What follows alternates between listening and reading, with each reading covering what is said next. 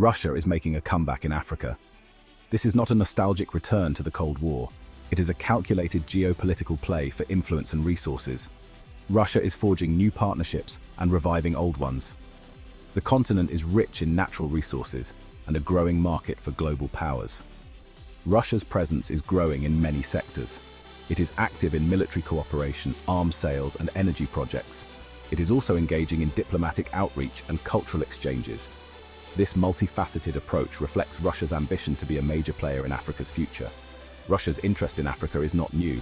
The Soviet Union had strong ties with many African nations during the Cold War. It supported independence movements and provided aid and military assistance.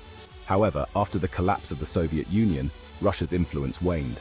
Now, under President Vladimir Putin, Russia is seeking to reassert itself on the global stage. Africa is a key part of this strategy. Russia sees Africa as a continent of opportunity.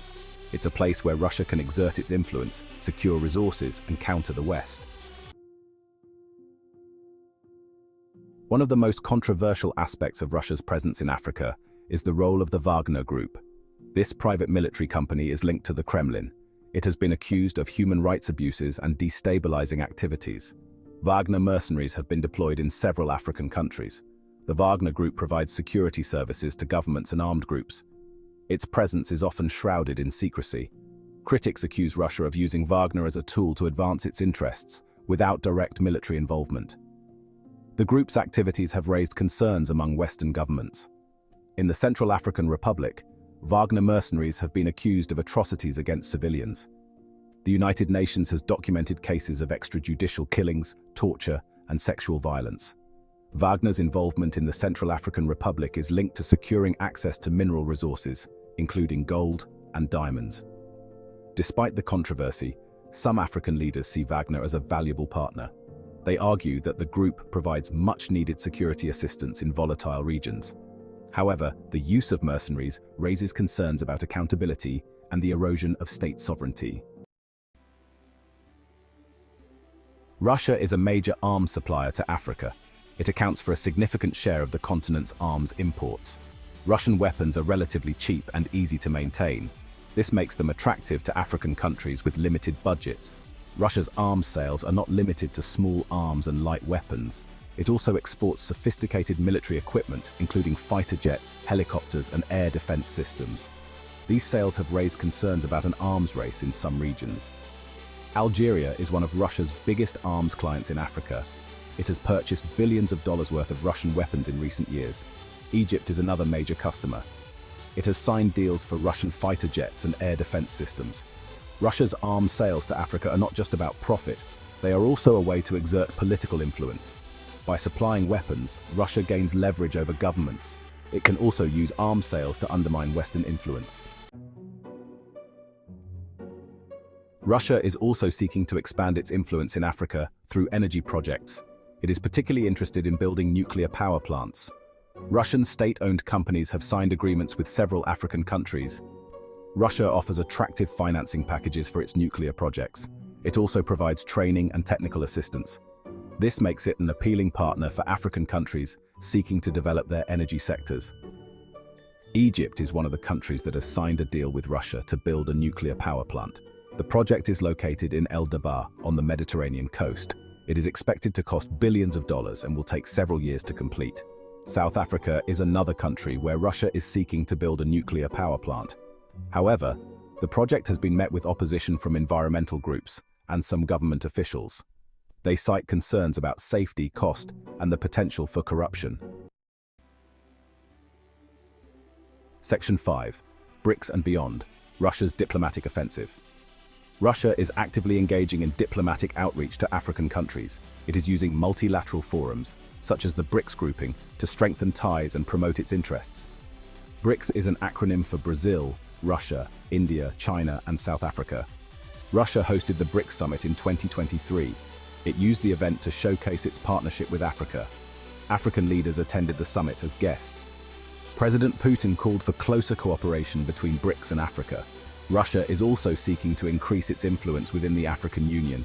It has observer status at the AU and regularly participates in its meetings. Russia is using its diplomatic missions in Africa to build relationships with governments and promote its agenda. Russia's diplomatic efforts are aimed at countering Western influence in Africa. It wants to present itself as a reliable partner that respects African sovereignty.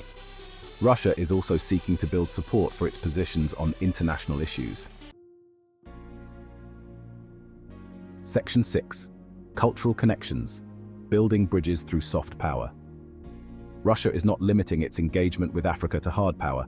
It is also using soft power to build cultural connections and win hearts and minds. Russia is promoting its language, education, and culture through various initiatives.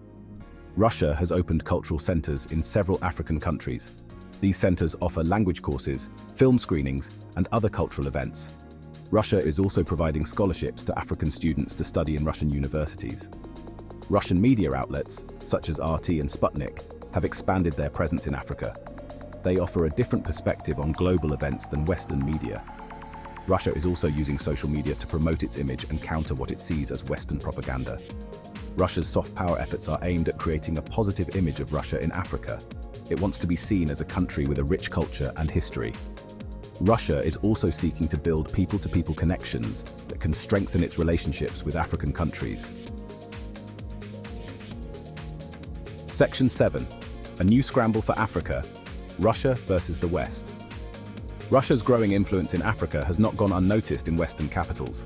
Some analysts see it as a new scramble for Africa, with Russia challenging the West for influence and resources. Others argue that the situation is more nuanced. The United States remains the dominant external power in Africa. It has a vast network of military bases, diplomatic missions, and economic interests. However, China's influence has grown rapidly in recent years. It has become Africa's largest trading partner and a major investor in infrastructure. Russia's approach to Africa is different from both the United States and China. Unlike the United States, Russia does not have a history of colonialism in Africa. And unlike China, Russia is not primarily focused on economic engagement. Russia's primary goal in Africa is to secure its geopolitical interests. It wants to counter Western influence, gain access to resources, and project power on the global stage. Russia is willing to use a variety of means to achieve its objectives, including military cooperation, arms sales, and diplomatic outreach. Section 8. Russia's African footprint challenges and opportunities. Russia's engagement with Africa presents both challenges and opportunities. It faces competition from other global powers, including the United States and China. Russia also has to contend with instability and conflict in some parts of the continent.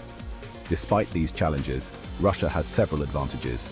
It has a long history of engagement with Africa, dating back to the Cold War. Russia also has a strong track record of providing military and technical assistance. Russia's success in Africa will depend on its ability to adapt to the changing dynamics of the continent. It needs to build strong relationships with African governments and demonstrate that it is a reliable partner.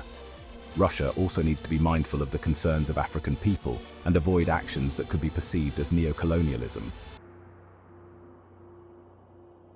Section 9. The moral dilemma, balancing interests and values. Russia's growing influence in Africa has raised ethical questions for Western policymakers. On the one hand, they recognize the need to counter Russia's destabilizing activities and human rights abuses. On the other hand, they are wary of being seen as interfering in African affairs. The United States and its allies have imposed sanctions on Russia over its involvement in Ukraine. They have also criticized Russia's support for authoritarian regimes in Africa. However, they have been reluctant to take more forceful action, fearing that it could backfire. The West's dilemma is compounded by the fact that many African countries are reluctant to take sides in the rivalry between Russia and the West. They value their relationships with both sides and are wary of being drawn into a new Cold War.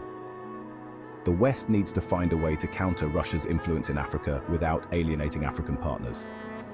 This will require a nuanced approach that combines diplomacy, development assistance, and security cooperation.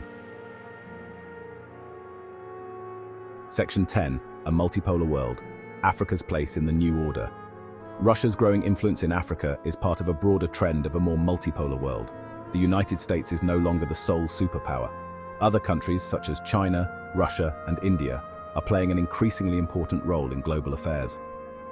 This new multipolar world presents both opportunities and challenges for Africa. On the one hand, African countries have more choices and are no longer beholden to a single power. On the other hand, they risk being caught in the crossfire between competing powers. African countries need to be strategic in their engagement with external powers. They need to prioritize their own interests and avoid being drawn into conflicts that are not in their best interests. They also need to work together to strengthen regional institutions and speak with a united voice on the global stage.